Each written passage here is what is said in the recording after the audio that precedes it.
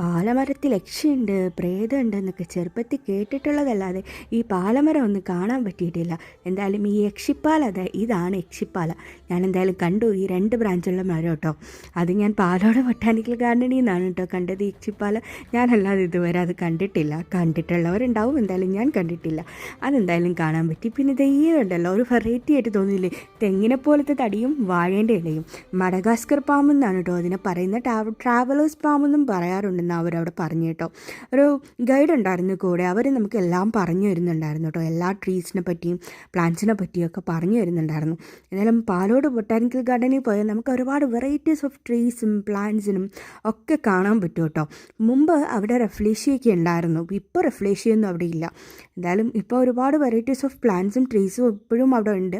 അപ്പോൾ ഇടയ്ക്കൊക്കെ പറ്റുന്നവരൊന്ന് പോയി കാണുന്നത് നല്ലതായിരിക്കും. പോയാൽ അത്യാവശ്യം നമുക്ക് ഒരുപാട് വെറൈറ്റീസ് ഓഫ് പ്ലാന്റ്സും ട്രീസൊക്കെ കാണാം.